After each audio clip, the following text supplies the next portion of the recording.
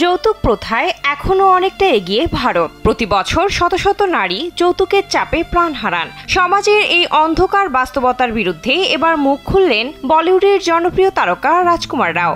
অভিনয়ে যেমন পারদর্শী, সামাজিক দায়বদ্ধতাতেও তেমনই সচেতন এই অভিনেতা।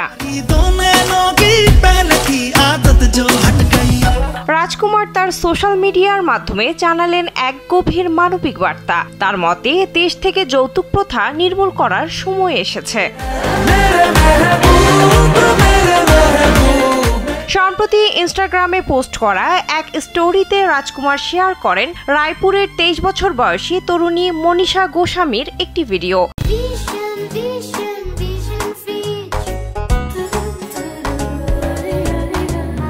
যেখানে মনীষা নিজের জীবনের মর্মান্তিক কষ্টের কথা জানিয়েছিলেন। রিপোর্ট অনুযায়ী শ্বশুরবাড়ির লাগাতার যৌতুকের চাপে মানসিকভাবে ভেঙে পড়েছিলেন তিনি। শেষ পর্যন্ত সেই যন্ত্রণা সহ্য করতে না পেরে আত্মহত্যা করেন মনীষা। ভিডিওতে মনীষার কণ্ঠে শোনা যায়, আমি আমার ভাই বোনদের মধ্যে বড়।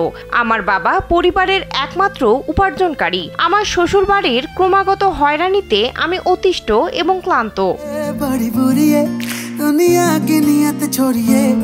ভিডিওটি শেয়ার করে রাজকুমার রাও লিখেছেন, অত্যন্ত হৃদয় বিতারক ঘটনা। আমাদের দেশ থেকে এই ভয়াবহ যৌতুক প্রথা নির্মূল করার সময় এসেছে। আসুন আমরা একে অপরকে অনুপ্রাণিত করি, যৌতুক চাইলে না বলার সাহস দেখাই।